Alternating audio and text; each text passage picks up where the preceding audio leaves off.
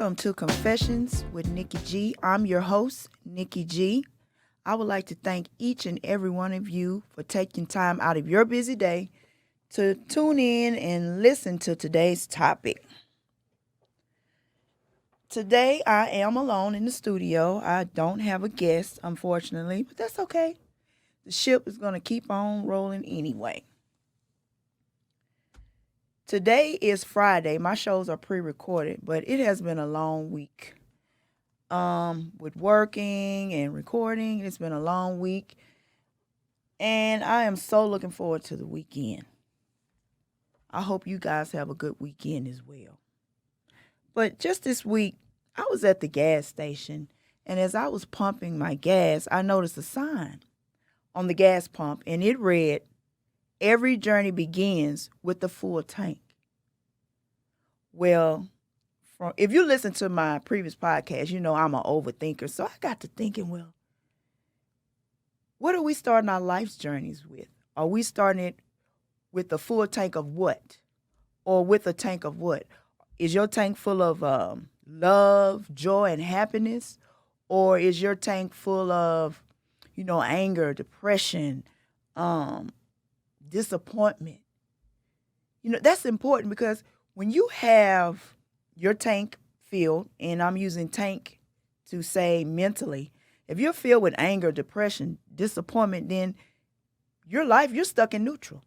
It's like driving a car. You're either going to go forward, you can go forward and drive, reverse. But when you're in neutral, the car is running, but it's not moving. So when you're stuck and you're holding on to certain situations and you haven't learned the art of forgiveness, or you just moving forward in life, holding on to all that resentment, then you're stuck. So you're going through your life journey with a unfilled tank. It's filled full of things to keep you stuck. And those are the things I feel like we need to learn to let go of. Or how do we let go?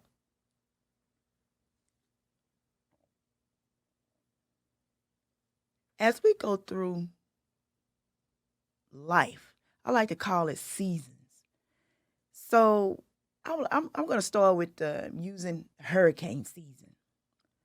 During hurricane season, most people, they prepare. But you have three types of people. The first group of people, they'll go out as soon as hurricane season is over, they're already preparing for the next season. That is, they're gathering water, they're getting their food, they're getting generators, they're getting ready for the next season. Then you have your second group of people. They'll wait until it's announced on the news, oh, hurricane's going to be here on Tuesday, and it's probably Sunday or Monday. Then they'll go out and say, okay, well, I better get some things. And they'll run out and do the same thing. Then you have your third group of people. Though I like to call them the woulda, shoulda, coulda people. I wish I had went out and got prepared. Now I'm stuck here. I don't have any lights, water. I don't have any food. I don't have anything. I'm not prepared. So you have these three different types of people when it comes to being prepared. So I feel like in life, our lives come in seasons. And I feel like we need to prepare for the season. Just as these people are preparing for a hurricane season, you need to prepare for the seasons of life. We know bad times are coming. We know heartbreak is coming. We know it's coming, but we're never prepared for it. Now, don't get me wrong. You can never fully prepare for anything, but you can take some steps to kind of soften the blow, per se, a little bit. I want to read to you Proverbs 22:3. It says, "A prudent person foresees danger and takes precaution." Prudent is just another word for wise. So let me read that again. A wise person foresees danger and takes precaution. The simpleton goes blindly on and suffers the consequences. Simpleton is another word for foolish, gullible. So let me read that one again. The foolish goes blindly on and suffers the consequences. A lot of us has been the simpleton in our lives. We blindly go through life and we suffer the consequences. Those consequences are you're angry all the time. You're dealing with disappointment and all these surplus of negative emotions that you're dealing with because you wasn't prepared. You weren't prepared for it. And I'll use myself for an example. I've been in relationships, and I've been in certain situations where I was just angry and mad, didn't know what to do because I wasn't prepared. I didn't know how to handle it. I don't know about you guys out there, but I'm tired of suffering.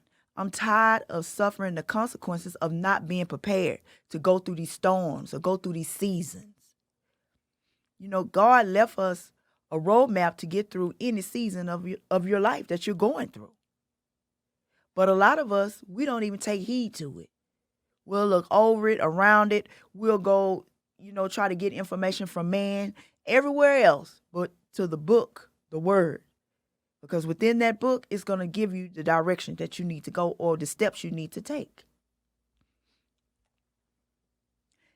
I would like to give you 3 ways that you can prepare for life's journey or prepare for the storm or whichever season in life that you're in.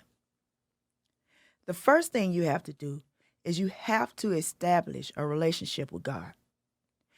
And within that relationship with God, you take time out of your day every day. And that is the time you allotted for you and God. You have your Bible or whatever spiritual tools that you use, and that's your time with God. You have to have that relationship with God. You have to be able to study the word, because within that word is where you get your strength. It's where you get your knowledge.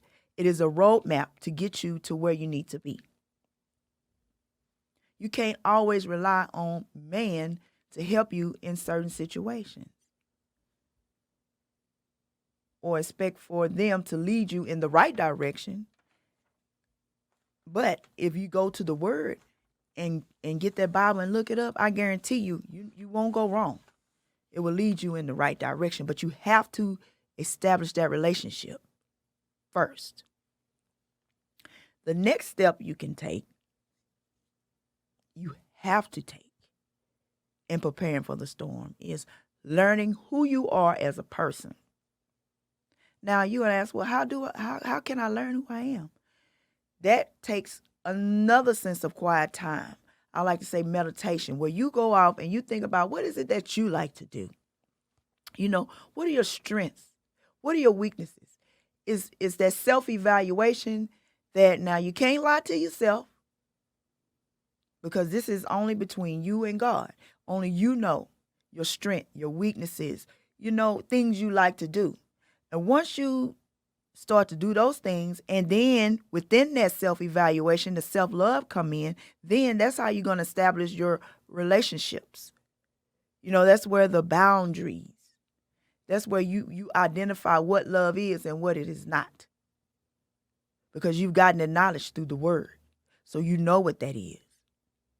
So once you figure out who you are as a person, you're loving yourself, you're being your authentic self, you're not trying to conform and be something that you're not, you're being your authentic self, your true self, then the next step you would have to take is figuring out what's God's purpose in your life.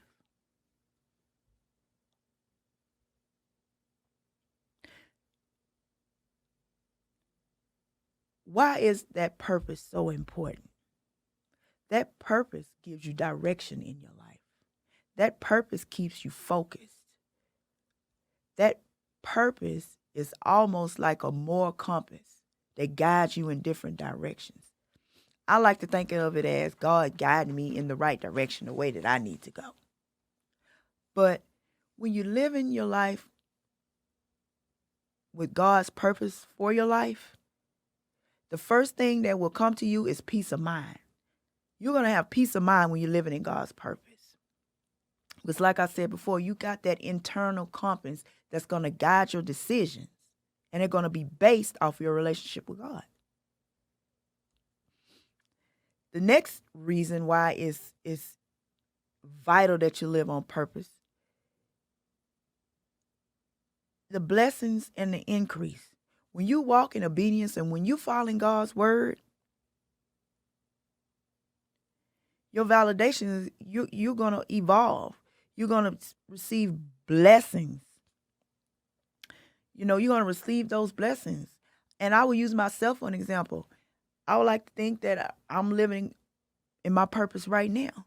And I critically thought about it. I said, I don't have a lot, but I've never been without. I've always had what I need. And you see, that's what God does. He provides you with your needs. I don't have everything I want. I really don't want anything, but I have what I need. And that is good enough for me.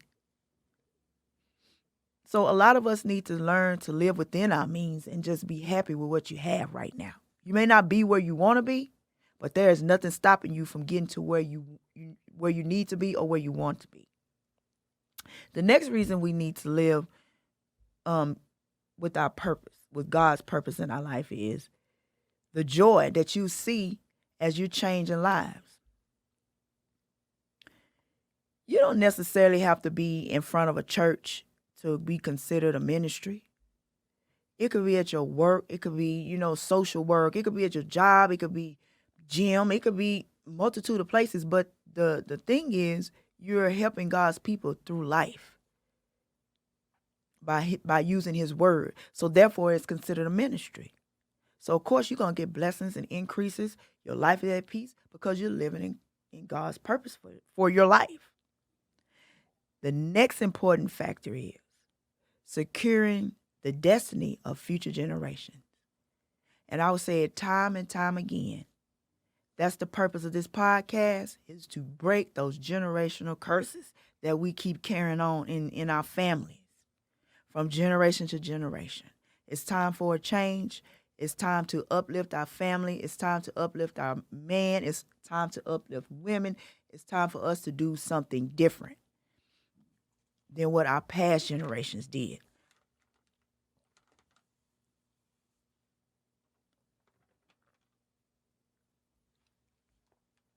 Being prepared in life will save you from a whole lot of stress and a whole lot of, I would say extra things that could cause you like health problems, like high blood pressure and all that, because you're stressing about certain things. You're trying to help everybody do everything. It's so vital that you prepare for certain things in life. Now, during that preparation, you should prepare for relationships, whether it's with, any type of relationship, period. And the first thing that come to mind is you can go to the Bible and even find a definition of love. And that would be Corinthians 13, 4 through 8. Let me read that to you for a second. Love is patient and kind. Love does not envy or boast. It is not arrogant or rude. It does not insist on its own way. It is not irritable or resentful. It does not rejoice at wrongdoing, but rejoices with the truth. God give us a clear definition of what love is. Now, when you're establishing your relationship with God and you're reading and you're learning and you know what love is, then you know what love is not. So when you get intertwined in these certain relationships and it is not in line with what you know the word is, then you now have the wisdom to know that I have to walk away. Because this is not love. And I want to use the term of being in these abusive, toxic relationships, that is maybe with your spouse, or could be with your family members or whomever. If it's not helping you grow or prosper mentally or emotionally, then you need to bag away from it, get away from it quickly. Now that you know the definition of love, you know what love is not. So why align yourself with people that you know don't love you? You can love somebody and love them and love them and love them, but if they're not loving you back, what's the purpose in you staying in that relationship? You're just hurting yourself. And now that you know what the definition of love is, You can't no longer say, "Oh, well, I didn't know." You live, you learn, and you grow. Once you grow, you don't go back to your old ways of doing things. Now you know. So therefore, your life should change. You should be prepared to walk away. Not only does God give us a roadmap about love, relationships, I mean, anything you need to know, He has a word in that Bible to prepare you for it. Even with, I'm just going to give you a few. I want to read, let's see.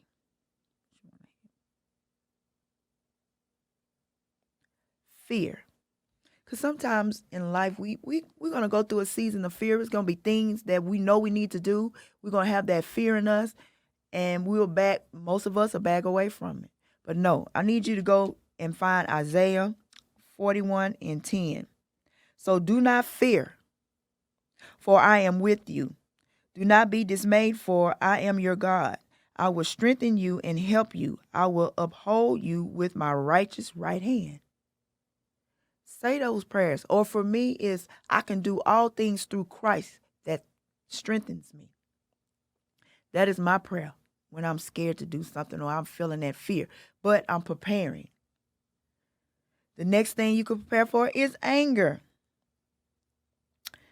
That one is, and I found a very good one, Proverbs